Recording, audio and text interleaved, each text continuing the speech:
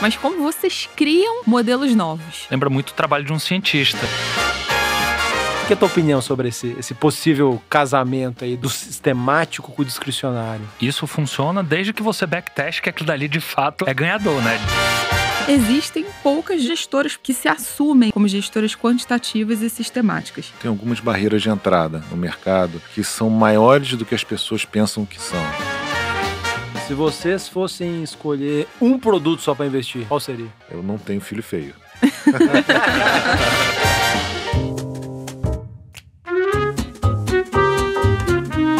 Bom dia, boa tarde ou boa noite, meu nome é Samuel Polsoni, eu sou gestor dos fundos da família Selection aqui na XP e esse é mais um episódio do Outliers.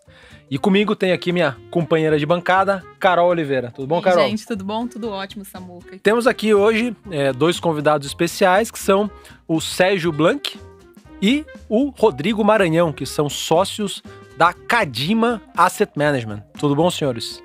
Tudo bom, Samuel? Tudo bom, Carol? Prazer estar aqui. Boa, obrigado pela participação. Foi difícil conseguir trazer os dois aí. O Maranhão já fez algumas lives, alguns podcasts aí. O Sérgio, eu não lembro, Sérgio. Eu costumo ser um pouco mais recluso. Tem alguma coisa gravada ou não? Acho que não. Talvez de um passado longínquo. Boa. Mas o Maranhão, ele se expressa melhor. O Maranhão é mais eloquente. Vou tentar contribuir de alguma maneira aqui. Boa, bacana. Mas, obrigado pela presença de vocês. Começamos a falar um pouco desse mundo quant, né, de gestoras quantitativas. Para quem não sabe, a Cadima é uma das gestoras quantitativas mais antigas do Brasil, acho que a mais antiga do Brasil, né? E a gente já teve outras duas gestoras quant aqui no Brasil, que foram a Giant Steps, no episódio 14, e a Sistemática, da brasileira Leda Braga, que foi no episódio 18.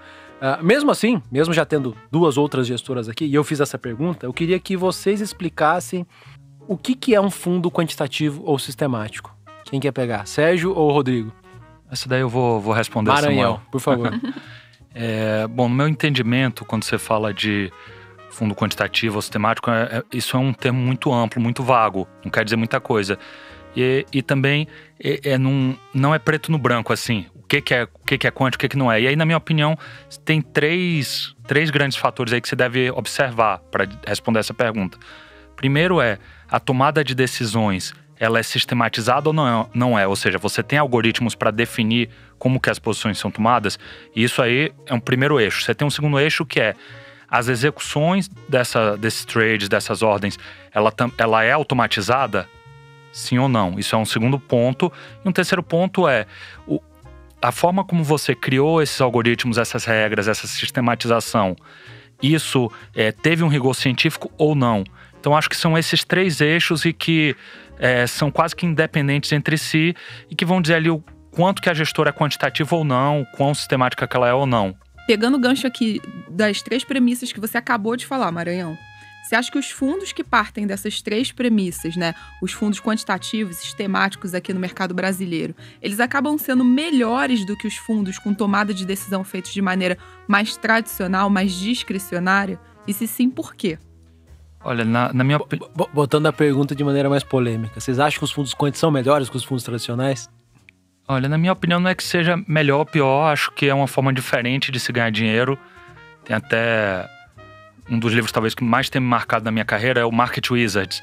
E o que eu acho mais legal daquele livro é que ele mostra caras com ganhos fantásticos, cada um de uma forma completamente diferente do outro. Então tem um cara sistemático, tem um cara macro, tem um cara micro, tem um cara de dívida. E tudo isso são formas diferentes de ganhar dinheiro. Então não é que seja melhor ou pior, mas é uma forma que também é válida, eu acho. Quer complementar, Sérgio? Não, a resposta é mais ou menos essa. A maneira sistemática de você gerir um fundo de investimento, ela não é necessariamente melhor ou pior, ela só é diferente, tá? É claro que, à medida que o tempo vai passando, com mais uso de tecnologia, existe uma tendência de que mais fundos, mesmo que não sejam 100% sistemáticos, acabem utilizando ferramentas estatísticas, banco de dados apurados para auxiliar na tomada de decisão. Mas nem por isso esses fundos necessariamente passam a ser sistemáticos ou quantitativos. Para eles serem sistemáticos ou quantitativos, aqueles requisitos que o Maranhão falou, acho que tem que ser preenchidos. Mas isso não denigre, isso não diminui a capacidade de gestão do gestor desse fundo. Tá? Tem gestores brilhantes, em que vai ser quase que impossível um algoritmo conseguir replicar. E, por outro lado, tem momentos em que os algoritmos, por serem isentos de emoção, acabam se destacando. Então, acho que são abordagens complementares. Sérgio, começando com você, queria que você falasse um pouco do teu histórico profissional aí, até chegar à montagem da Cadima, por favor. Comecei no mercado financeiro em 96, na época no Banco Brascan, na área de tesouraria. Quando entrei no mercado, eu cheguei ali no banco, algumas pessoas não tinham nem computador, era só na HP12C. Outras tinham computador, mas não tinham Excel, era só Lotus 123. E mesmo as que tinham... Lotus 123 é aquele aplicativo de e-mail, ou não? Não, era uma planilha. Era uma planilha? É o avô do Excel. É o avô do Excel. Legal. E os poucos que tinham um computador... O Lotus Notes era o de e-mail. É isso aí. Tá. Que a empresa que fabricava era Lotus, né? Mas o nome da planilha era 123. Perfeito. Então, mesmo aqueles que tinham um computador com Excel, tinham que digitar os valores dos ativos do mercado, porque não tinha feeder direto, você não tinha links diretos da bolsa, né? Tinha um pregão que você ficava escutando e digitando, né? Então, aquele ambiente era um ambiente absolutamente arbitrável.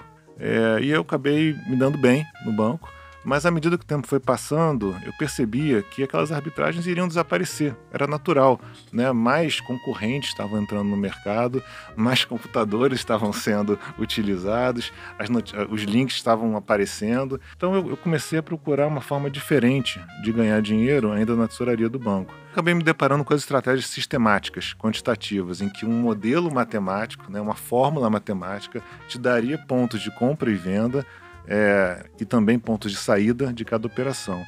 E aquilo, assim, ao mesmo tempo me encantou, porque eu sempre tive um background muito matemático, sou engenheiro, não sou economista, sempre fiquei muito à vontade com números, mas ao mesmo tempo eu fiquei desconfiado, porque eu também já tinha uns 5 anos de experiência de mercado e eu não podia aceitar passivamente que um modelo matemático ganhasse dinheiro impunemente no mercado.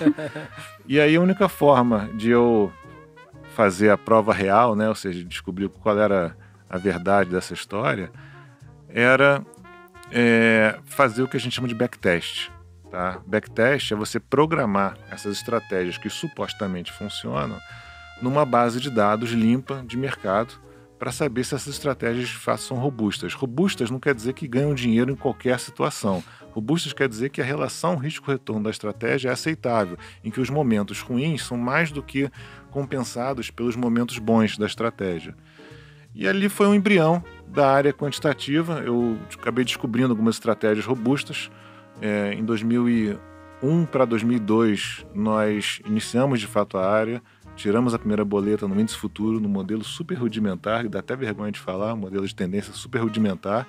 Mas nos 5 anos seguintes, a gente expandiu bastante a área, com novos modelos matemáticos, novos mercados operando, de forma que em 2007 nós já operávamos, ainda na época do banco, de maneira quantitativa, mercados de juros, câmbio e bolsa, futuros, no Brasil, nos Estados Unidos e ainda ações brasileiras e ações norte-americanas. E naquele momento, agora sim, eu percebi que a gente já tinha uma diversificação boa bastante para ter um fundo puramente quantitativo. Então eu saí, foi uma saída super tranquila do banco, bem combinada com os diretores. Foi em 2006 para 2007?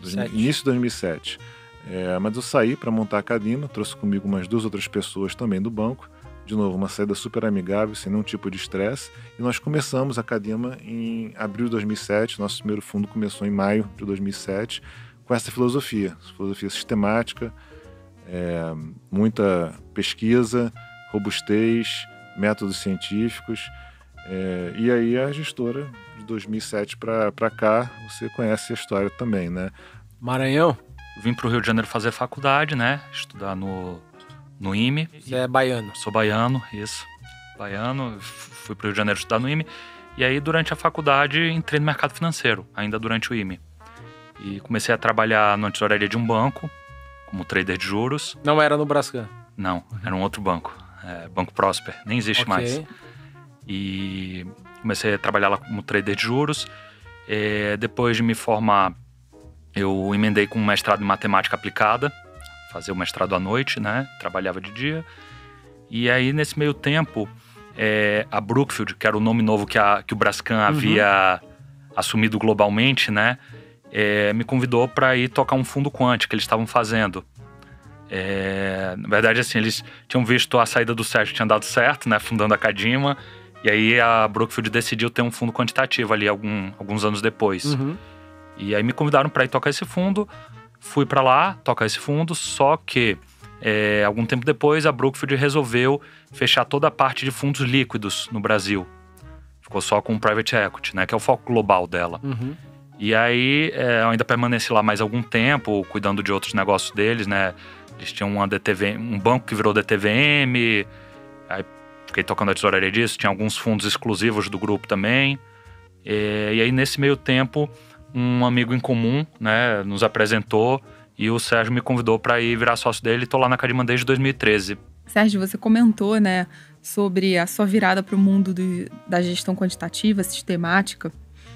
Uma coisa que é interessante e é curiosa, até quando a gente está fazendo o nosso monitoramento aqui dentro, na plataforma, é de que existem poucas gestoras, né, com mandatos sistemáticos quantitativos ou gestoras que se assumem, né, como gestoras quantitativas e sistemáticas.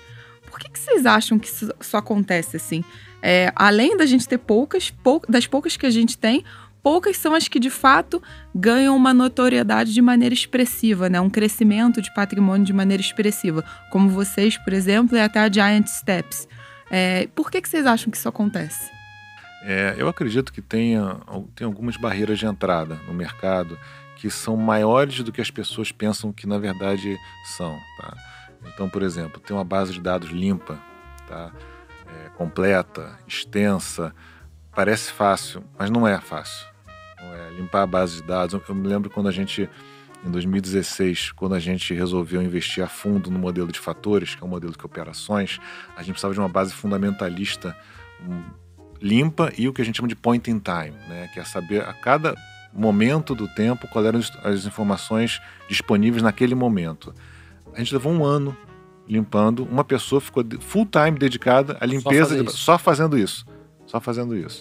Então, assim, eu acho que base de dados é uma coisa complicada, tá? Pessoas inteligentes você consegue. Você consegue encontrar muitas pessoas inteligentes para montar uma gestora, mas você tem que ter base de dados, você tem que ter uma pessoa para treinar essa pessoa que é inteligente. Ela pode ser inteligente, mas ela não tem um conhecimento, né? Então, eu acho que é um processo talvez um pouco mais demorado e longo do que as pessoas pensam. E ainda tem a frustração, eu diria, a impaciência das pessoas que podem estar pensando em montar uma gestora. Por quê? Primeiro que elas podem ter estar querendo montar uma gestora com base num backtest. Esse backtest pode ter erro. Não só porque a base está errada, mas pode ter um erro de programação, pode ter um erro de execução, de hipótese de execução. Então, assim, às vezes a pessoa fez um backtest errado e está criando um negócio, querendo criar um negócio com base em algo que não é verdadeiro, né? Em outros momentos, o backtest pode até estar certo, mas a pessoa acaba menosprezando. A pessoa que eu digo não é só o criador, mas também o investidor, tá?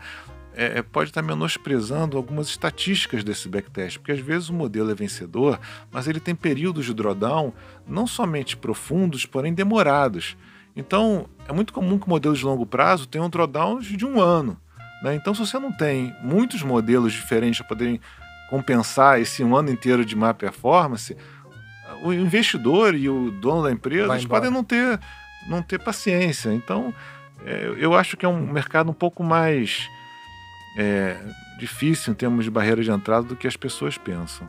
Indo um pouco aqui para grandes números da empresa, da Cadima, vocês estão com quanto sob gestão hoje? Quantas pessoas? Hoje em dia nós temos aproximadamente 5 bi sob gestão. Legal. São 11 fundos, tá? Divididos em 4 categorias. Tá? Então a gente tem o que a gente chama de multimercado, os fundos de renda variável, os fundos de previdência e agora os fundos de renda fixa. Tá? Legal. São até uma novidade, inclusive a própria XP está de alguma forma nos ajudando na parte de previdência, criando um FIE. Nós somos aproximadamente 20 pessoas dentro da gestora. A gestora ela tem uma característica interessante, que ela tem um turnover baixo. Tá? O giro de pessoas é baixo. É isso, o turnover de pessoas é baixo. A gente procura trazer a pessoa no início da carreira e, de certa forma, fidelizá-la, né? Treinando, remunerando, dando perspectiva profissional. A gente acha que essa é uma forma interessante de fazer um crescimento orgânico da empresa. A gente não vê como uma possibilidade atraente o crescimento muito rápido do número de pessoas da empresa, porque existiria uma dificuldade, não de recrutar e achar, porque tem muitas pessoas boas no mercado, não é isso, mas a dificuldade de treinar, né? Porque às vezes você pode trazer um cara que é super inteligente, mas se você não tem o tempo de treinar e você não consegue alocá-lo numa área interessante, você acaba desestimulando a pessoa. Então a gente prefere optar por um crescimento orgânico. Então outra coisa que acho que é importante falar aí, relativo ao número de pessoas, que assim, se você sempre fica num dilema quando você está falando de quant, porque você tem uma certa secretividade dos modelos e, enfim, a gente não quer que chega uma pessoa insatisfeita, saia da Cadima levando um monte de modelo, né? E lá fora, quando você olha para as gestoras quant que existem lá fora, assim, a gente vê de certa forma assim, dois modelos, né? Tem um modelo de equipes muito grandes, com centenas de PhDs, etc. E que nesse modelo, cada PhD daquele ele vai ser especialista em apertar um parafuso específico mas ele nunca vê o todo. Nunca vê o todo. Ou você tem modelos ali de equipes mais enxutas, com pessoas brilhantes também, e que vão estar conseguindo contribuir, seja no algoritmo de execução, seja na pesquisa de nova estratégia, seja encontrando erros numa pesquisa que um outro colega esteja fazendo.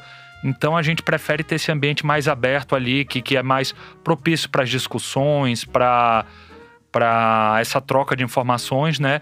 E com isso você até também tem uma facilidade maior de preservar a cultura da empresa, né? De mantendo a cultura da empresa. Você vai crescendo muito rápido, você perde a cultura facilmente.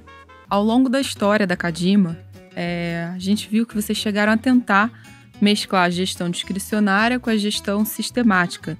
E vocês chegaram a trazer uma equipe macro com contratação de um gestor, mas depois essa célula ela foi descontinuada. E o que vocês acham que foram os principais fatores que não deu certo? Integrar essa parte discricionária com a parte sistemática. Na verdade, aquilo foi uma oportunidade, tá? Não era um projeto que nós já tínhamos e quisemos implementar, não é isso. Mas sim uma oportunidade, porque como eu contei a vocês, eu trabalhei 11 anos no Banco Brascan, tá? E trabalhei com pessoas que são brilhantes na área macro, lá no Banco Brascan. Eu fazia mais arbitragem, mais estatística, mas eu tinha outra equipe que fazia parte macro. E em um certo momento, como o Maranhão colocou, o Brascan resolveu terminar a parte de fundos líquidos. E essa equipe macro, capitaneada pelo Ricardo Novaes, ela estava disponível e eles iam montar um fundo, eles mesmos, de forma independente. E eu conversei com o Ricardo, falei, poxa, já que você vai montar um fundo, por que você não monta dentro da Cadima? Porque além da gente ter um ganho de escala em relação à utilização de back-office, utilização de área comercial, etc., a gente podia ainda fazer um fundo em que você tivesse um ferramental quantitativo, sistemático, à sua disposição para tomar as melhores decisões. Então, naquele momento, essa foi uma oportunidade que nos pareceu interessante, tá?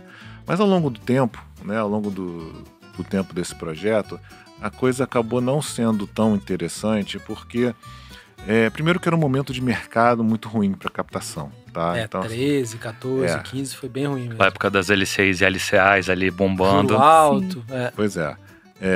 O fundo em si não teve um desempenho ruim, mas também não foi estrelar. Tá? Ele foi acima do CDI, mas não foi estrelar a ponto de fazer fila na porta.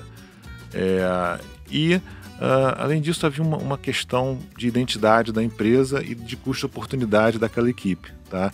Então, se era difícil de captar porque era um momento de juros altos, de LCIs, de LCAs concorrendo, por outro lado, aquela equipe também tinha um certo custo-oportunidade de ficar insistindo num projeto num momento em que para o Brasil não era um momento tão bom para aquele tipo de estratégia.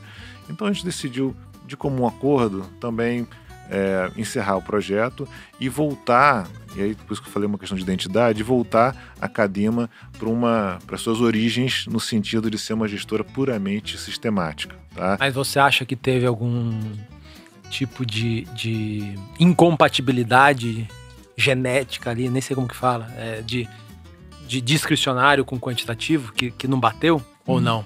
Você acha que foi mais momentos de mercado mesmo? Não houve uma incompatibilidade, porém, a gente... Eu acho, assim, eu sou dessa opinião de que hoje em dia, se a gente fosse fazer esse projeto de novo, teria que fazer com 2 gestoras separadas. Porque, por exemplo, para a equipe comercial, né, o back-office consegue ser compartilhado de forma tranquila, mas para a equipe comercial fica até um pouco difícil, quando alguém do comercial vai visitar um cliente, mostrar, eu tenho aqui um quant e também um discricionário. E aí o alocador fala assim, poxa, mas espera aí, em qual que eu tenho que aplicar? Né? Então, assim, criava uma certa dificuldade operacional. Então a gente chegou à conclusão de que, de fato, esse tipo de projeto não era compatível. Tá? A gente decidiu encerrar o projeto, mas isso não trouxe nenhum tipo de abalo, nem a nossa amizade e muito menos a competência que eu acredito a essa equipe. Então, uma equipe super competente, inclusive eles se reposicionaram depois, estão super bem no mercado, ganhando muito dinheiro. Lá fora, os maiores, dentre os maiores fundos multimercados, né, os hedge funds, você tem os quantitativos, e no top 10 lá você tem alguns que são uma mescla, né? Acho que o Bridgewater é o maior exemplo, né? O Ray Dalio, ele é um fundo que nasceu 100% discricionário, mas ao longo do tempo ele foi colocando lá um monte de elementos quantitativos para ajudar, né? A gente teve um episódio com a Bridgewater aqui, infelizmente não foi com o Ray Dalio, mas teve um estrategista deles com a gente, falou assim, a gente não é quantitativo, mas eles sistematizaram muita coisa, uma mescla ali. O que é a tua opinião sobre esse possível casamento aí do sistemático com o discricionário? Tá, então, a minha opinião é que tem 2 modelos que funcionam. Um deles funciona dentro de uma gestora como a Cadima e outro funciona dentro de uma gestora do tipo discricionário, tá? O que funciona numa gestora do tipo da Cadima é você conseguir bolar modelos matemáticos, sistemas que, através de inputs macro e de preço, tomem decisões macroeconômicas de maneira a, de alguma forma, replicar o que um fundo macro faria, né? Então você está sistematizando a decisão, não tem subjetividade nenhuma. Esse tipo de modelo funciona dentro da Cadima porque a nossa identidade é a sistematização de decisões, tá? Sérgio, só complementando uma coisa disso, isso funciona desde que você backteste que aquilo dali de fato é ganhador, né? Desde que você tem evidência. Não adianta deu na telha, achou que vai ganhar dinheiro daquele jeito e vai sistematizar aquilo, que isso daí é receita para perder dinheiro. Claro. Então, assim, desde que você consiga montar um modelo matemático completo, né?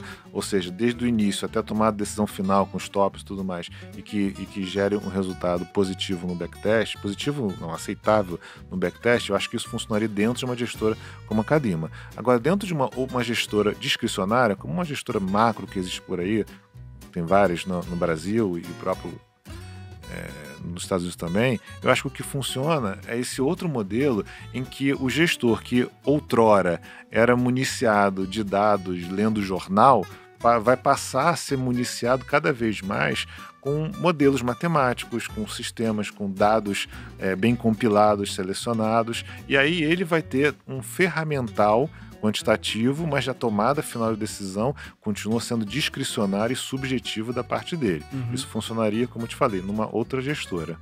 Tem, sim, talvez dezenas de modelos matemáticos diferentes para se investir aí nos diversos mercados. Se vocês pudessem categorizar você, ô Maranhão, em 3 ou 4 grandes caixinhas de tipos de modelos, quais seriam as principais que você elencaria aí? Olha, acho que os mais famosos, eu diria que tem o Trend Following, o modelo seguidor de tendência.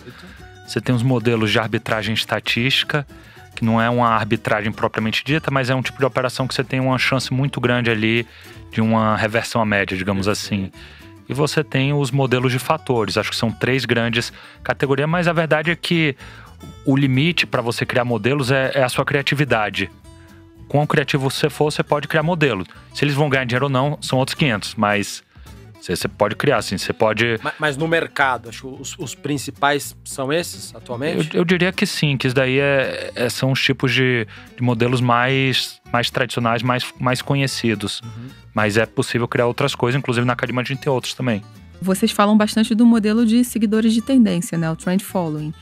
Você consegue explicar um pouquinho, gente, Sérgio, Rodrigo, sobre como esse modelo funciona? Vamos lá, o que é uma tendência, né? Uma tendência é quando, numa janela de tempo ali bem definida ali que você definiu, você tem um movimento grande no ativo vis-à-vis a quantidade de ruído. O que eu quero dizer com isso? Vamos pegar digamos assim, você está olhando para uma semana ali, um movimento de uma semana numa ação. E a ação saiu de 10 para 20 reais, ela dobrou de preço, mas isso por si só não quer dizer que ela teve uma tendência. Se ela foi 10 para o 30, voltou para o 5, foi para o 40, voltou para o 20, isso é só um monte de ruído. Então, qualquer fórmula matemática para tentar parametrizar uma tendência, ela vai estar sempre ligando essas duas ideias aí, movimentos grandes e pouco ruído, digamos assim, tá? E aí tem um ponto-chave que para você definir essa tendência, você tem que sempre deixar claro qual janela de tempo você está se referindo, tá? Então, basicamente, um modelo seguidor de tendência ou de trend following, você vai estar tentando utilizar uma fórmula matemática para ver se um ativo está em tendência ou não. Uma vez que você identifica essa tendência, você aposta que ela vai continuar. Então você vai sempre a favor do movimento do mercado, nunca contra ele. Você nunca vai tentar pegar a faca caindo. O mercado está subindo, você vai comprar. O mercado está caindo, você vai shortear. Basicamente é isso a ideia por detrás. Você deu um exemplo ali do que não seria uma tendência. Dá um exemplo do que seria uma tendência. Aí nesse caso, por exemplo, da ação que saiu de 10 para 20, se ela foi 10, 12, 14, 16, 20, beleza. Isso daí foi um movimento bastante suave, né? Ela foi indo ali muito... sem ficar fazendo aqueles zigue-zagues, né? Aquelas violinadas, como o pessoal chama no mercado. E aí os seria... modelos Exatamente. Seguidores de tendência tentam operar esses tipos de movimentos. Exatamente. Você vai... É um tipo de modelo que ele sempre é reativo. Você olha para o passado, vê se está acontecendo aquele tipo de movimento. Um movimento de alta ou um movimento de queda.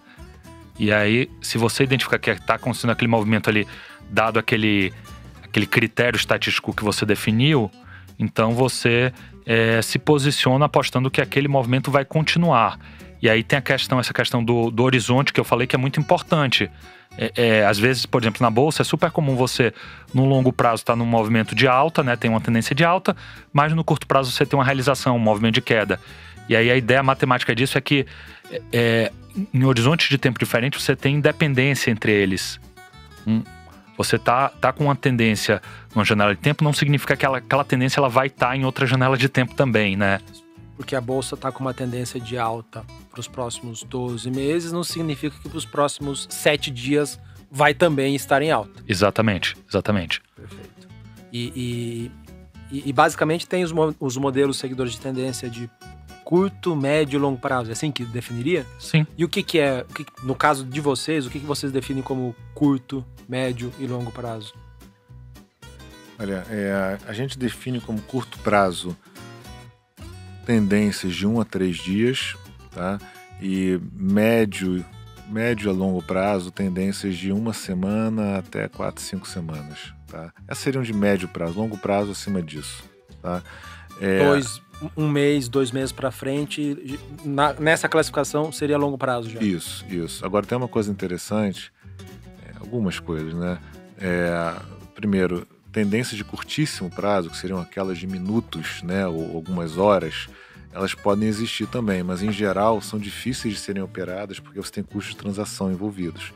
Não só o bid-ask spread, mas também corretagem, emolumentos, coisas assim. E no outro lado do espectro, nas tendências de longuíssimo prazo, elas são também um pouco difíceis de serem operadas por este tipo de modelo, não por outros, mas por modelos de tendência, porque como o Maranhão falou, ele é um modelo reativo, né? Ou seja, a tendência tem que começar para o modelo perceber e aí tentar participar. Então, uma tendência de longuíssimo prazo, para ele começar a perceber, vão se passar meses, né? E para ele perceber que acabou, também vão se passar outros meses. Então, se nesse meio tempo ele tomou uma decisão errada, e acontece frequentemente da tendência não se confirmar, os drawdowns, né, os momentos de queda podem ser muito prolongados. Então, você tem também um limite de tempo para um fundo de investimento com cota diária que pode ser implementado para esse tipo de modelo. Tá? Não pode ser nem tão curto a ponto do custo de transação interferir muito e nem tão longo a ponto dos drawdowns serem demorados demais e assim afugentar os investidores. Perfeito. Ali na Cadima, quais são os modelos de tendência que mais prevalecem? São os de curto, de médio ou de longo prazo, nos fundos em geral? Hoje em dia nós temos os curto e médio prazo. Tá? Assim, a gente tem desde 1 a 3 dias até algumas semanas de horizonte. Tá? Agora, isso pode ser aplicado a diversos ativos diferentes. Uhum. E alguns ativos respondem melhor a alguns horizontes de investimento do que outros. Tá? Então, a gente tem modelos aplicados em futuros de câmbio, de juros, de bolsa, de commodities. Então, e dentro de cada setor também tem suas particularidades. Né? Então, assim, não é algo tão óbvio a ponto de você escolher uma frequência, botar para operar todo mundo e esperar o resultado. Não é tão simples quanto isso. A minha pergunta não foi nem por escolha. Acho que assim, depois de vocês terem montado todos os modelos e colocado lá para funcionar, hoje, assim, ex-post acaba sendo um predomínio mais de curto a médio prazo. Mas não é que vocês decidiram. Aconteceu que essas foram as estratégias que se sobressaíram melhor. É isso. Isso. Além disso, acho que ainda tem aí é especialmente verdade, né, de curto prazo, no caso. E só um detalhe, aqui eu tô falando pensando no fundo multimercado principal, né, o mais antigo. Pois era 11 produtos, né, como exatamente, era justamente isso que eu ia falar, que isso daí é especialmente verdade no nosso fundo flagship, né, o Cadima 2, que está lá na XP, e o Cadima High Vol, né, esses dois fundos, eles têm de fato como predominante esses modelos mais rápidos.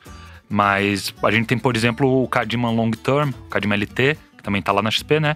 E que onde predomina mais é médio para longo prazo, né? Perfeito. Então, depende muito do produto e no caso dos nossos fundos principais, acho que ainda tem uma coisa que conta a favor disso, que são modelos que a gente tem uma confiança muito grande, que o Sérgio, já fazem aí 20 anos que o Sérgio começou a usar esses modelos, né?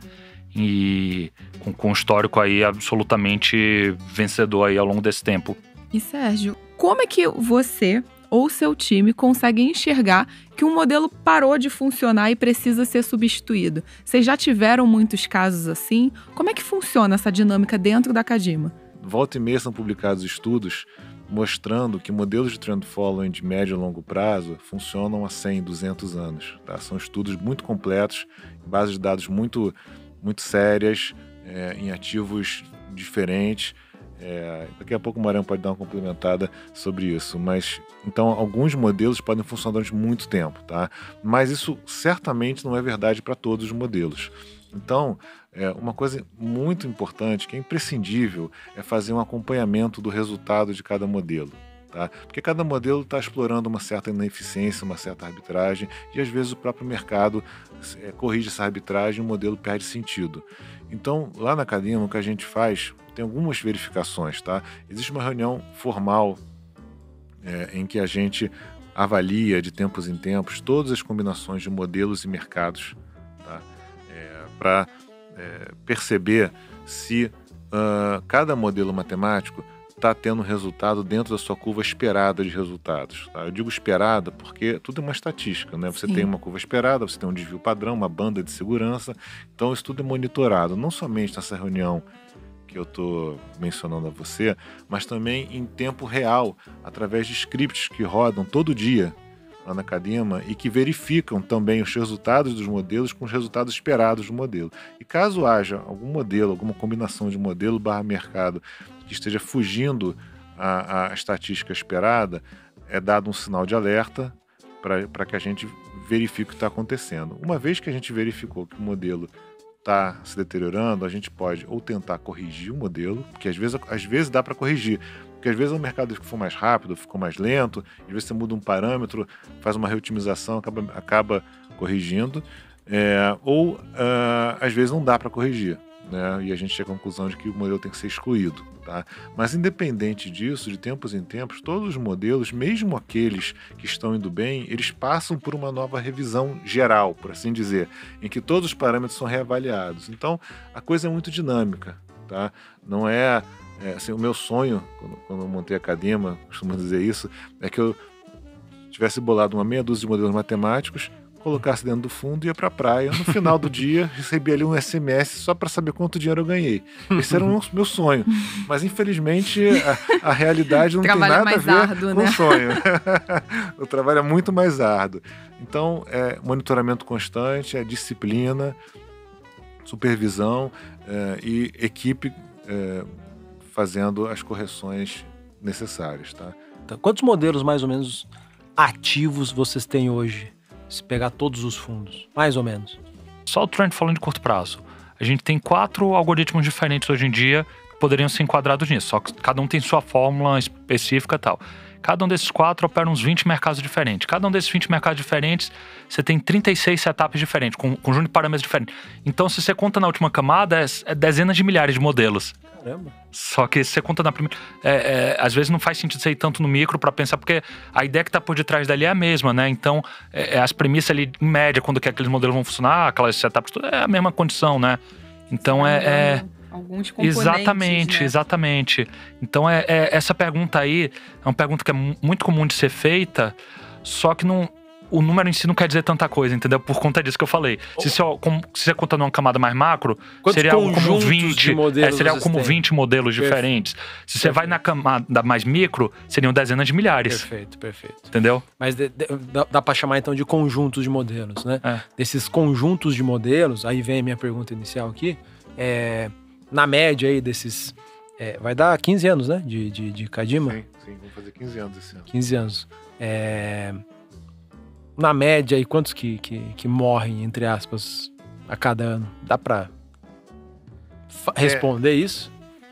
Eu tô pensando aqui, enquanto eu tô escutando a tua pergunta, eu tô pensando aqui como responder, porque é mais comum que os modelos sejam reciclados, entendeu? Porque, assim, de tempos em tempos, né, em função do horizonte de cada modelo, você tem uma revisão obrigatória. E nessa revisão, você vai reciclando os parâmetros, né? Então, o modelo que a gente tem hoje, por exemplo, Trend Following de juros, tá? Que a gente tem hoje, a ideia de Trend Following é a mesma do modelo que a gente tinha em 2007, mas os parâmetros, os filtros e as condições são radicalmente diferentes. Perfeito. Mas não mudou do dia para a noite. Foi lá a cada, talvez, 6 meses que o modelo foi mudando e foi se adaptando. Então, assim, eu não sei te categorizar se é o modelo original lá que morreu, né? Ou se é o modelo original que foi se modificando e foi evoluindo. Tá? No sentido do que eu quis perguntar, eu não classificaria como um modelo que morreu, evoluiu. Mas tem algum modelo que morreu, que você fala, caramba, isso aqui não dá pra aproveitar? Posso dar o exemplo daquele, do alfaiate? Pode, claro. Isso daí é legal. Qual que é? Era um modelo que ele usava como input os dados do Focus, da pesquisa Focus. Do Banco Central, isso. Perfeito. A pesquisa que o Banco Central divulga semanalmente, né? E que todo dia os economistas, etc., vão lá no sisteminha do Banco Central e botam suas projeções de câmbio, de inflação, de Selic, de PIB, etc. E esse modelo, ele pegava ali semanalmente aqueles dados e usava aquilo dali para tomar algumas posições nos juros e no câmbio, tá? E esse modelo, ele durante muitos anos era reloginho, assim, de backtest, reloginho. No backtest ia bem. Não, mesmo depois que funcionou durante algum tempo foi bem. Durante algum tempo ele foi muito bem. Só que aí, o que aconteceu? Veio aquele período do Tombini, no Banco Central. Tá. E simplesmente o mercado... Aí eu tô falando, não é julgamento de valor, mas o que os dados mostraram mercado de juros e de câmbio parou de responder aqueles dados do Focus. Entendi. O modelo parou de funcionar. Aí vocês desligaram. Desligou e nunca mais voltou. E até uma coisa Interessante. E até uma coisa interessante, gente, pegando essa linha, a gente tá falando muito de como a gente modifica o que vocês já têm, mas como vocês criam modelos novos. A analogia que a gente costuma fazer é que lembra muito o trabalho de um cientista. O cientista, ele como é que ele trabalha? Ele vai observar a natureza e aí cria uma teoria do porquê que um determinado fenômeno está acontecendo, né? Só que ele não aceita aquela teoria, ele vai fazer experimentos, né? Ele vai para o laboratório fazer experimentos e aí existe até uma discussão filosófica, porque o cientista ele nunca vai ter certeza de que a teoria dele está correta, que ele pode tentar o tempo inteiro tentar falsear ela, né? Aquela ideia lá do Karl Popper. Mas, de qualquer forma, o que a gente faz? A gente tem algumas teorias sobre como ganhar dinheiro no mercado, que elas podem vir de artigos acadêmicos, de livro, mesmo de observação no mercado. Assim, a nossa cultura, né, é de ser muito cético. A gente nunca acredita de cara que aquilo dali é verdadeiro, que aquilo dali de fato vai ganhar dinheiro. Tem muita gente no mercado que conta historinha, ganha dinheiro assim. Será que se você tivesse feito aquilo, você de fato teria ganho dinheiro? E então a gente testa isso, né? Faz os chamados backtests, que o Sérgio falou, e tenta ver se existe um mínimo de evidências ali que corroborem aquela teoria, né? E aí uma vez que a gente tenha chegado à conclusão, não, faz sentido mesmo, a gente passa ali para uma etapa de otimização, né, que você aprimora o modelo e, por fim, você automatiza a execução dela e cria todo um arcabouço ali de gerenciamento de riscos. E aí, volta aquela história que o Sérgio falou, o sonho seria o processo terminasse aí, a gente foi para a praia, né? Só que é claro que isso daí é um ciclo contínuo. A gente sempre está retroalimentando os modelos com os próprios dados do que a gente vai operando porque qualquer backtest desse, ele tem uma série de premissas que você utilizou, você teve algumas hipóteses que você precisou usar para fazer aquilo, e você precisa ficar verificando se aquelas hipóteses elas continuam verdadeiras ou não, se as condições que tornaram aquele experimento válido, se elas ainda são válidas aquelas condições, e você precisa ficar sempre atualizando isso. Então, é um processo contínuo. Quanto tempo que demora o desenvolvimento de um algoritmo? Eu sei que pode ser muito tempo ou pouco tempo, mas enfim, não acho que tenha... Definitivamente não deve ser o processo linear, né? Mas de quanto a quanto tempo que pode demorar o desenvolvimento de um algoritmo novo? No mínimo 1 mês, tá? Mas o normal é muito mais do que isso, porque você tem que primeiro limpar a base de dados, fazer o backtest da ideia original, e aí você, como o Marão falou, uma vez que a ideia original tenha passado nesse primeiro backtest, eu já posso adiantar que 95 a cada 100 ideias não passam, né? Porque são coisas que parecem fazer sentido na tua cabeça, mas quando você backtesta, ela é perdedora de dinheiro.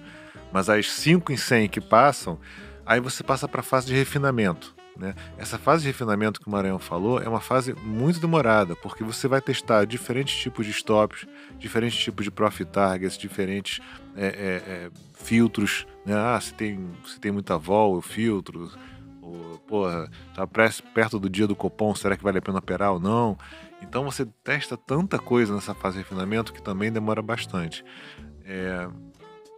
E mais uma vez que essa fase tenha acabado e que a gente esteja convencido de que o modelo de fato é vencedor, o que a gente faz é colocar uma segunda pessoa para fazer uma programação independente e fazer o mesmo backtest para saber se chega no mesmo resultado, porque vai ter algum erro na programação, né?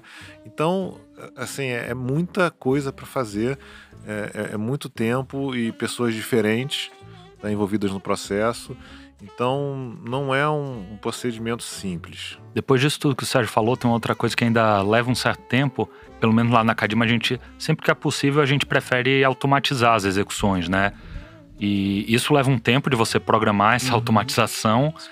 E não só programar ela, mas programar um arcabouço ali de gerenciamento de riscos. Até teve outro dia que a Carol veio conversar comigo sobre esse assunto, né, Carol? E assim, a gente é meio obcecado com isso, assim, acho que o maior pesadelo de um gestor quant é se um robô ficar maluco, entra num loop, né? Então a gente tenta criar diversos mecanismos que, se tiver um erro de programação, aquilo não cause um estrago no fundo. Então você coloca firewalls, você coloca simuladores daquele algoritmo, você cria scripts que vão verificar se as estatísticas estão dentro dos intervalos de confiança, se as premissas estão verdadeiras. Isso tudo faz parte desse processo para você colocar um modelo de pé. Passando aqui para o nosso bloco, né, de cenário de investimento, eu vou focar primeiro no Cadima Multimercado. E eu queria perguntar quais são os modelos que rodam na estratégia de multimercado de vocês. O nosso fundo multimercado, representado pelo Cadima 2 e pelo Cadima Highvol, que é a sua versão alavancada, ela é um blend das nossas estratégias principais, tá?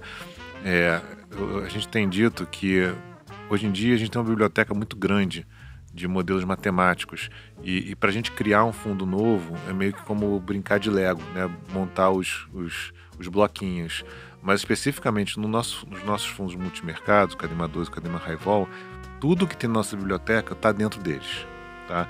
Então, a gente procura fazer uma carteira de modelos matemáticos que seja a mais ótima no sentido de ter o melhor Sharpe possível, dado a vol target de cada fundo. Então tem dentro deles modelos seguidores de tendência, tanto de curto prazo quanto de médio e longo prazo.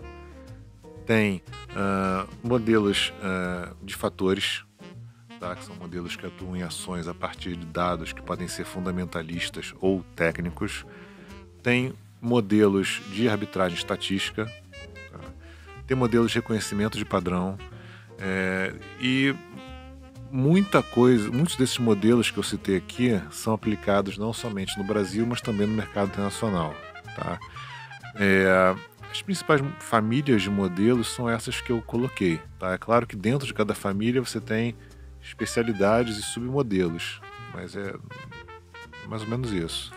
Quantas famílias, não dá para falar de modelos, né? Quantos grupos de modelos mais ou menos tem hoje?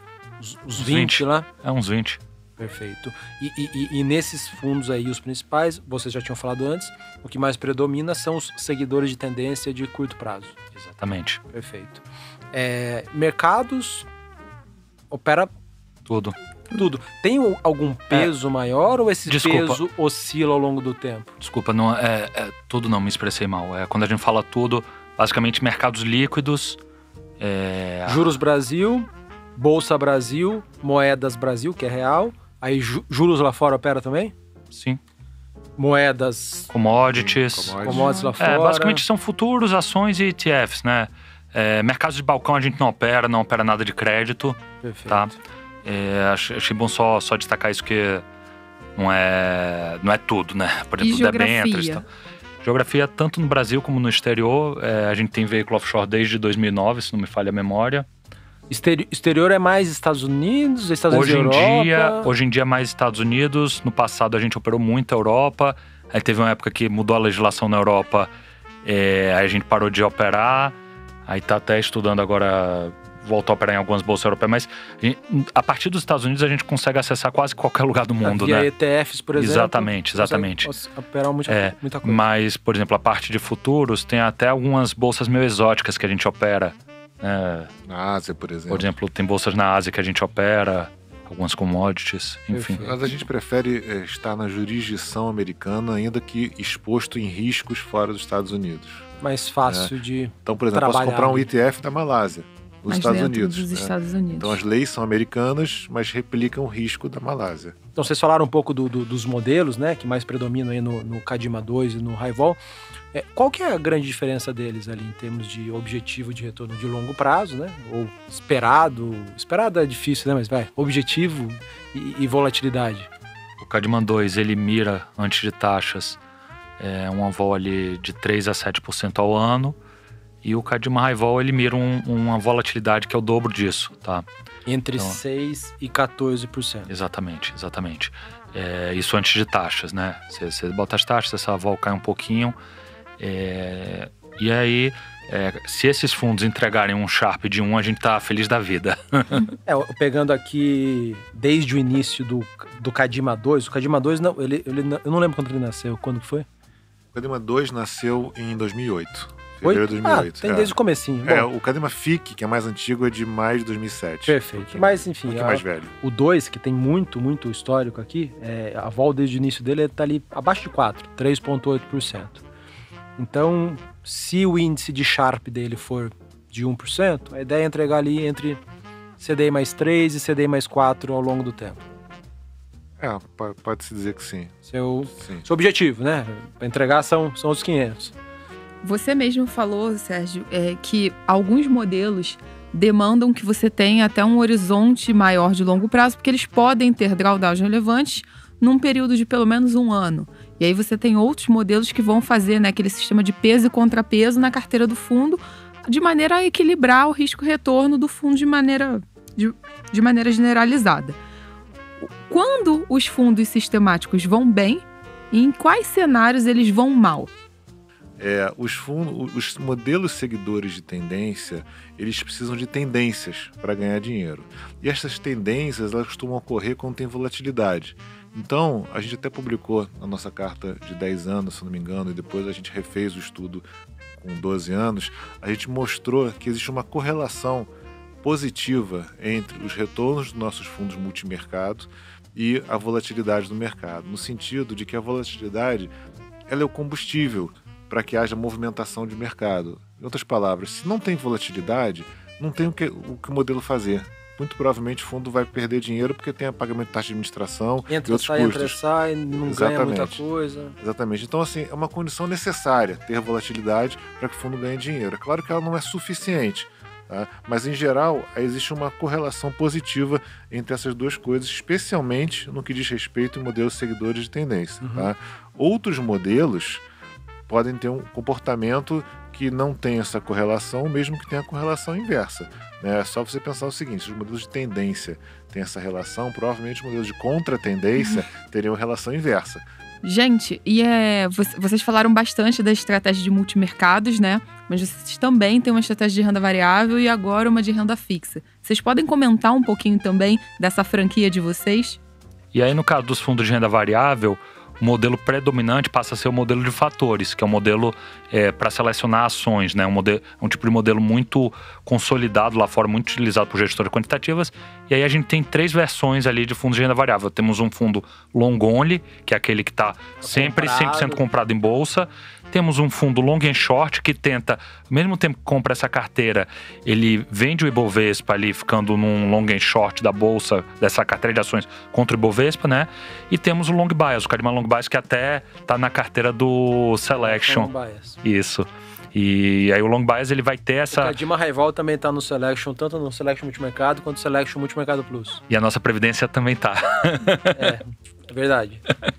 Mas enfim, então o long bias ele vai ter uma posição direcional, mas numa escala menor do que o fundo long only, né? Então seria para aquele investidor que quer estar na bolsa, quer correr risco de bolsa, mas com um pouco menos de risco, né? Então seria esses 3 aí que formam os nossos fundos aí de renda variável. Até assim, a gente tá para lançar aí com a XP, já temos o long and short de Previdência com a XP, estamos para lançar o long bias de Previdência com a XP também, tá?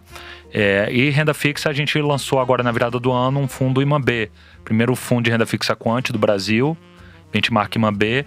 Basicamente você tem ali aquele beta do Tesouro IPCA+, e tem uma geração adicional de resultados com os nossos modelos de trend following de longo prazo, operando mercado de juros, e enfim. Basicamente ele vai entregar um retorno atrelado aos títulos IPCA, o Tesouro IPCA. Exatamente. Nos anos em que esses títulos forem bem, a ideia é que o fundo vale um pouco melhor. Exatamente. E nos anos em que for mal, por exemplo, ano passado, o fundo não teve o ano passado Ainda inteiro, não mas teve. olhando o backtest, teria rendido negativo ou não? Porque o IMAB, né, esse índice, né, o Ibovespa das NTNBs, ele foi negativo ano passado. Esse fundo teria caído? Também? Se não me falha a memória, tá? Ele teria ficado um pouco melhor do que o IMAB, teria ficado mais próximo do 0 a 0 do que no -1 que foi o IMAB. Mas tá? abaixo do CDI aí. Sim, com Perfeito. certeza, com certeza.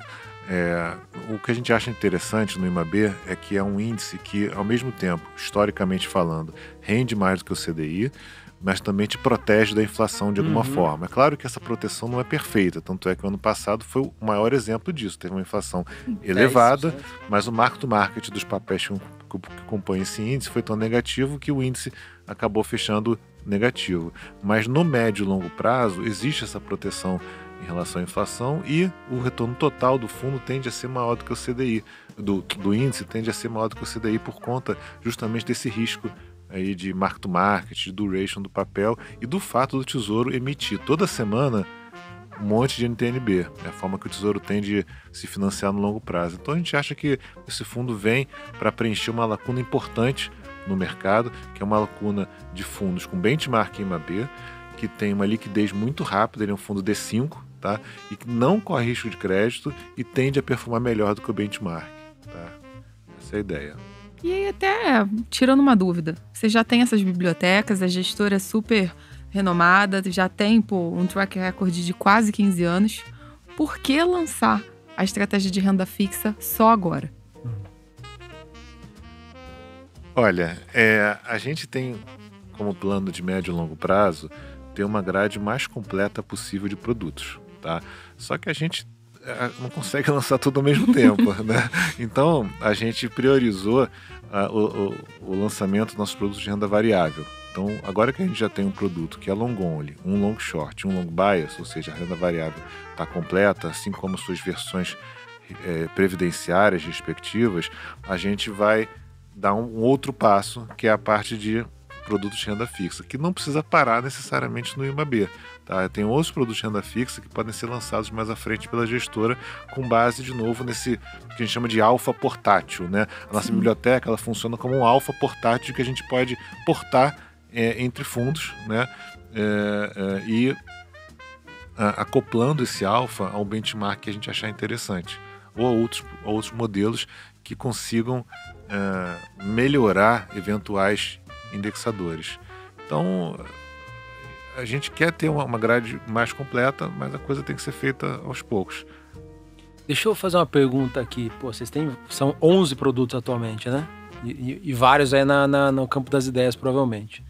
Se vocês fossem escolher um produto só para investir, qual seria? Essa pergunta é um pouco complicada. Tá? Tipo, qual que é o teu filho mais bonito? Porque assim, não só filho mais bonito, mas às vezes o investidor, ele gostaria de ter classes diferentes de ativos na sua carteira. Uhum. Então você está falando o seguinte: poxa, você quer concentrar tudo numa única classe e dentro dessa classe concentrar tudo num único fundo, qual que você faria? Não. Se você dentro da Cadima fosse escolher só um. Qual é o seu filho preferido, Sérgio? Então, se eu não tivesse uma ideia de que outros benchmarks fora o CDI vão autoperformar o CDI no longo prazo, eu escolheria o Cadima High Vol. Porque o Cadima High Vol é a combinação mais completa dos nossos modelos que tem benchmark CDI. Mas se eu, por exemplo, achar que a bolsa vai subir muito no futuro, aí eu escolheria algum dos nossos produtos que tem algum tipo de relação com o Bovespa, como, por exemplo, o Cadima Long Bias. Tá? Então, assim, vai depender um pouco. Fazendo aquele disclaimer, gente, não tentem fazer isso em casa, não coloquem todos os seus recursos em um único fundo. É só pra gente provocar aqui o Sérgio. E eu, particularmente, eu tenho dinheiro em todos os fundos da Cadima. Tá? Então, eu não tenho filho feio. A gente sabe que vocês não vão investir tempo fazendo previsão macroeconômica, né? Tampouco também previsões de classes de ativos. No entanto, quando a gente pega os fundos de investimento que têm as estratégias, né, de tendência de médio e longo prazo, o que seria, né, um provável caminho de dólar, bolsa e juros, caso os modelos estejam corretos? Bom, vocês fizeram todos os disclaimers, que de fato nós não temos economistas, não fazemos previsões, e o que a gente quer quando monta um modelo matemático, ele consiga navegar nos mais diferentes cenários e entregar uma boa relação risco-retorno, tá? Dito isso, eu posso te dizer agora como é que está posicionado o Cadima LT. O que não quer dizer que amanhã a posição vai ser a mesma, depois da manhã vai ser a mesma. Perfeito. Mas o Cadima LT, de uma forma geral, ele está vendido em câmbio, tá? Achando que o dólar vai cair. Ele está aplicado em juros de curto prazo. Tá? Juros de curto prazo é o quê? DI. Janeiro... 1 a 2 anos. Tá, eles acham que os juros futuros vão cair do patamar que estão atualmente. Sim. Tomados nos juros mais médio e longo prazo. 3, 4, 5 anos para frente. Isso. E aplicados um pouco em NTNB. Comprado no Tesouro IPCA. Isso. Mais curto, mais longo? Médio. Isso é um panorama geral da carteira hoje. Tá? Uma carteira mais otimista. Mais otimista, né? Tirando a parte que tá apostando na alta dos juros futuros mais longos, né? Certo. Mas isso é hoje. Uma semana atrás eu acho que estava quase que o oposto. Tá? Então, assim, por mais que os modelos sejam de médio e longo prazo, eles estopam, né, com uma relativa facilidade. Então, é aquela característica. Quando você está ganhando, você vai deixando o modelo andar. Quando você está perdendo, você corta as perdas rapidamente. Perfeito. Tem até uma característica interessante de modelos de longo prazo, é que eles erram mais do que acertam. Se você olhar, a quantidade de trades que eles erram é maior do que 50%. Tá? Só que quando eles acertam, eles em geral ganham muito mais dinheiro do que quando eles erram. Isso é uma característica de fundos como o Cadima LT. Então, é relativamente comum você ver troca de posições. Quando a posição está mantida, é sinal de que o fundo está indo bem. Ah, que legal. E em bolsa, tem alguma posição atualmente, o fundo? Tem uma posição pequena vendida na bolsa, então você falou de otimismo, de fato, eu lembrei agora, a bolsa está vendida, e uma posição pequena comprada em S&P.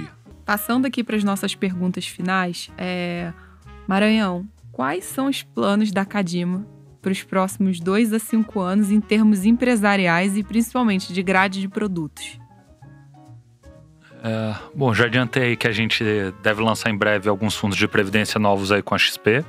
Então isso daí tá nos nossos planos, né? Inclusive acho que já tá lá na SUSEP, o processo e tudo. Mas assim, de maneira geral, o que a gente quer é entregar bons resultados para os clientes.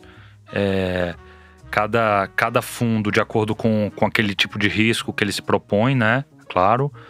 E eventualmente a gente pode sempre avaliar possibilidade de novos produtos para atender demandas de alguns clientes ou de alguma demanda que a gente perceba no mercado. É o que o Sérgio mencionou aí do Lego, pode parecer brincadeira, mas para a gente é relativamente fácil criar outros produtos, porque a gente tem essa biblioteca de modelos à disposição, então a gente consegue, enxergando que há demanda, que há necessidade por um tipo de produto específico por parte dos investidores, a gente já tem vários algoritmos provados e que a gente sabe da capacidade de geração de bons resultados, né? Que a gente pode acoplar em diferentes benchmarks e criar produtos para atender essas demandas. Então, isso é possível sim, mas de maneira geral, nossa grade hoje em dia já está bastante completa, né?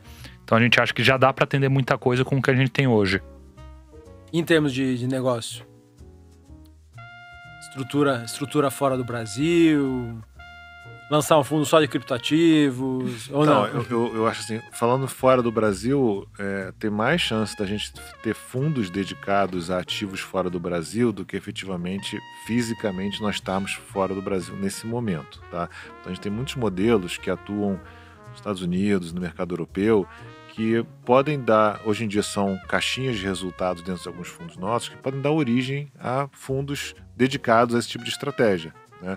Então, são coisas que passam pela nossa cabeça, mas como o Maranhão falou, tem que ter, a gente tem que perceber uma demanda e um nicho de mercado para ser atingido. Uhum. Tem gestoras lá fora que vocês admiram, olham como benchmark? Nós admiramos muitas gestoras, nós não conhecemos a fundo nenhuma delas, tá? Então não vou saber dizer. Porque a maioria é bem fechada, né? Lá fora. Pois é, então assim, tem nomes muito conhecidos, o CFM, o AHL, tem fundos inclusive que não são sistemáticos, que a gente admira muito, como por exemplo o Millennium, né?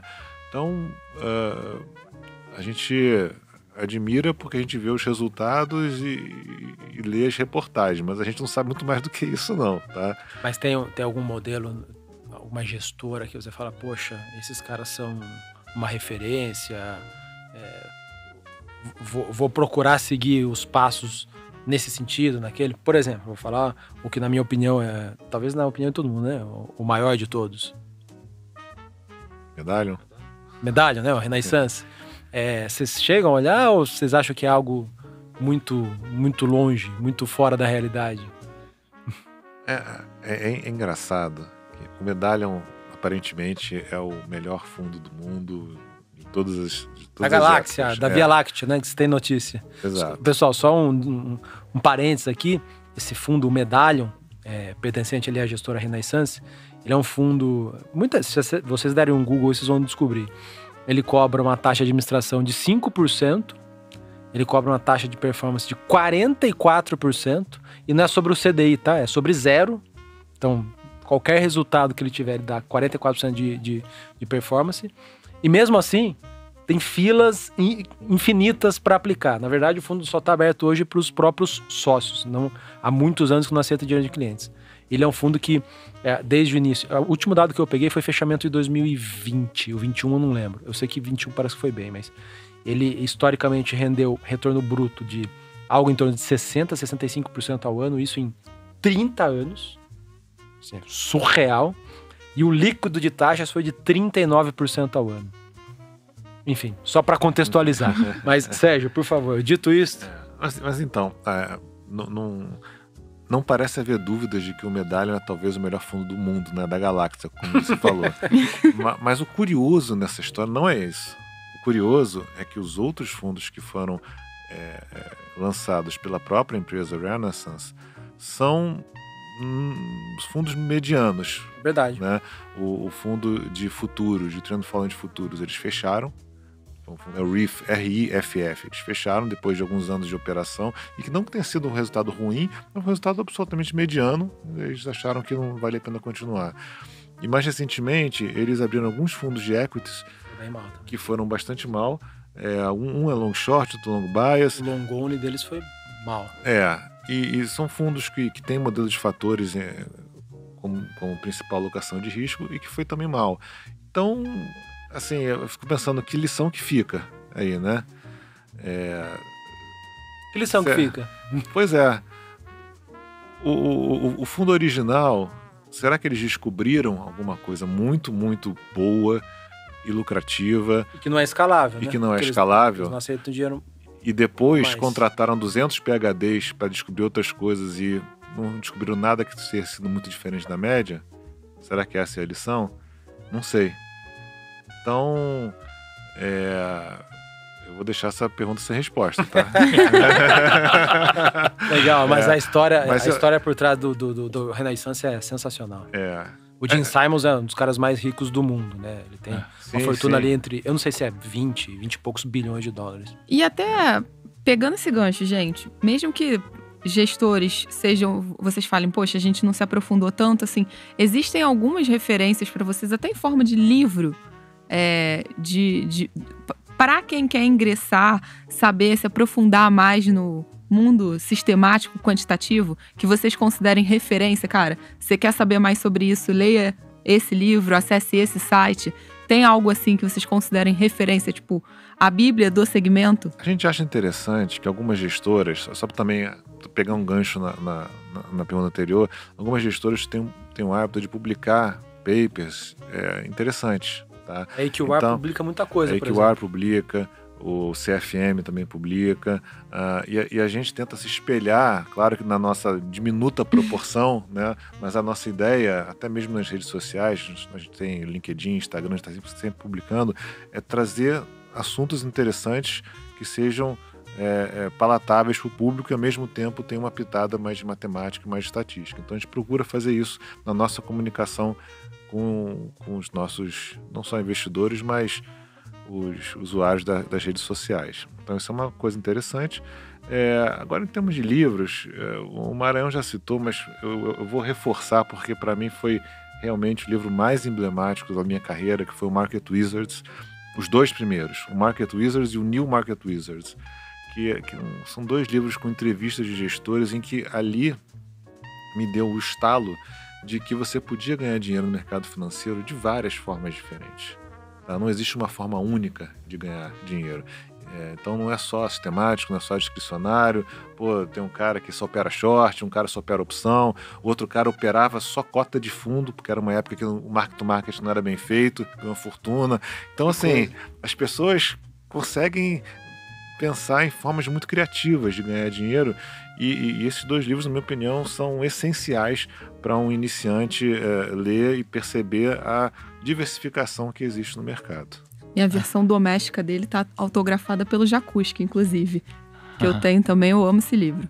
Boa. Tem um outro que é muito legal, assim, mais focado em quant, que é um livro que é a história do Edward Thorp. É Um Homem para Qualquer Mercado, se eu não me engano. Um Homem para Qualquer Mercado. Esse livro é espetacular e talvez, assim, para mim, assim, referente quant, talvez até mais do que o Gene Simons, acho mais legal a história do Edward Thorp. O cara absolutamente brilhante e conseguiu ao longo do tempo navegando em vários tipos de estratégias diferentes, sempre com esse viés mais matemático, né? E é muito legal a história dele. Então é um outro livro bacana aí para quem quiser iniciar nisso. Uma pergunta que a gente gosta de fazer aqui para todos os convidados é uma grande lição de investimentos que vocês deixariam, sei lá, pro teu analista júnior, pro teu estagiário. Maranhão, começa você, depois o Sérgio. Acho que o principal é evitar ter muita certeza no mercado, que o mercado é soberano. Quem tem muita soberba, volta e meia, o mercado vai dar uma lição ali de humildade. Não adianta ter certeza. Você pode ser o cara mais brilhante do mundo, uma hora você vai errar e o importante é você não errar grande para que aquela perda não te tire do jogo. Acho que isso daí é a principal coisa no mercado. Sérgio? Maranhão foi muito boa. Eu vou dar uma outra que é parecida. No mercado, o impossível acontece. Tá? E para mim, eu vivenciei isso em 1997, quando eu trabalhava no banco, em que teve a crise da Ásia. O Brasil estava se discutindo. Era uma época em que o Brasil só se operava juros de 3 meses. Tá? O longo prazo era 6 e o normal era 3. Que bizarro. A discussão era se o juro, que era mensal, ia passar de 1,58 para 1,56 ou de 1,58 para 1,54 ao mês. Tá? E tinha um mercado de opções de juros. E eu tive ótimos chefes, ótimos professores. Eu tinha 1 ano de mercado só, então eu era muito júnior. E eu tinha comprado uma opção de juros para fazer uma arbitragem lá no papel cambial. Depois vendi o papel cambial, mas a opção valia tão pouco, valia R$2 a opção. Que eu deixei ela no meu book, porque eu não ia vender isso, né? E eu tive um ótimo chefe dizendo que, olha, nunca fique vendido em opção pozinho, né? Que a gente chama de opção fora do dinheiro. Essa é a receita para você se ferrar. E eu vivenciei na pele, por sorte, no lado bom. Porque quando veio a crise da Ásia, o juro que se discutia de 1,58 para 1,56, o Banco Central puxou para 3,05 ao mês. Isso quebrou o banco aqui no Brasil. Não vou falar nome, mas quebrou, teve que ter aporte. Não o banco onde eu trabalhava, tá? Isso quebrou um banco. Outras instituições. E aquela opção que valia 2, né, que estava esquecida, ela passou a valer 2.000. Caramba! E aquilo ali foi o meu maior lucro até aquele momento, tudo bem que eu era júnior, mas aquilo me deu uma grande lição. O impossível acontece. Tá? Então, assim, não pense que não existe cenário em que você não possa quebrar. Faça o stress test direito, não corra riscos de cauda, porque as coisas acontecem. Gente, para finalizar aqui o nosso podcast, se a gente não estivesse falando da Cadima e vocês tivessem um recurso para investir em outros gestores aqui do Brasil, quem eles seriam? A pergunta é muito difícil porque, assim, tirando os fundos Academa, que já me oferecem todas as opções, a única modalidade investível que não temos na Academa são fundos de crédito. Tá? E não pretendemos ter também. Mas também não conheço gestor bom nisso aí. Não conhece fora porque não está acompanhando o mercado. Não estou, exatamente. Não é porque não existam não, tá? Mas é porque eu não acompanho o mercado. E eu não acompanho, da mesma forma que eu não acompanho esse mercado, eu não acompanho muito bem o mercado em geral de outros gestores. Então fica muito difícil responder essa pergunta, mas eu certamente procuraria uma casa que tivesse já um patrimônio considerável, de forma que qualquer perda de patrimônio não fizesse com que a equipe dessa casa saísse, tá? E uma casa que tivesse um histórico longo bastante para que ele já tenha passado por diversos momentos de mercado, momentos tanto de euforia como momentos de crise, tá? Então, assim, se tiver uma gestora que tenha passado por esses momentos, que tem um patrimônio considerável, eu considero uma gestora um pouco mais robusta. Claro, essa é a minha DDQ de 2 minutos, né? E aí eu poderia confiar, mas muito provavelmente o que eu faria é botar no Tesouro Direto mesmo. Que isso, Sérgio. Bota no Selection Multimercado, no Selection Ações, que é os nossos fundos de fundos. Maranhão? Ele até fugiu do microfone aqui. Não sei. O cabelo dele ficou branco. Pô, fiquei careca agora mais. Cara, difícil assim. Tem muita gestora boa, né? Enfim. Enfim. Sei, acho que o importante sim, então dá os seus conselhos. Vamos lá, como a gente olharia para selecionar. Como a gente não tá tão a par, né, assim, de quem que são, tal, o gestor. Assim, mas eu acho que, assim, importante, assim, é você ver as pessoas que fazem aquela gestora, né, business de asset, seja quant ou seja discricionário, é pessoa. e ver os processos, principalmente os processos de risco. Acho que é o principal, assim, que a história ali ser... novamente voltando ali à lição que você falou, né, Carol, se a gestora tem um bom processo ali de controle de risco, de gerenciamento de risco, ela e um bom processo de investimento, ela pode até no curto prazo ter alguma chacoalhada, mas você não vai sair do jogo e no longo prazo aquilo dali tende a dar bons resultados. Então acho que o principal é isso. Boa. Bom, pessoal, Carola, obrigado por mais uma. Foi ótimo, gente, adorei. Sérgio, muito obrigado pela presença. Acho que talvez o primeiro podcast ou não? Com certeza, primeiro. Ah, que maravilha, hein? E Maranhão, muito obrigado também pela presença. Obrigado a vocês aí. Ótimo bate-papo. Pessoal, é isso. Obrigado pela audiência. Nos sigam nas redes aí. Eu tô lá como @samuel.ponsoni. Carol? Eu tô como @RSO_Carolina. A Cadima tá como lá no Instagram? @Cadima Asset. Cadima Asset. E é isso, pessoal. Até mais. Forte abraço.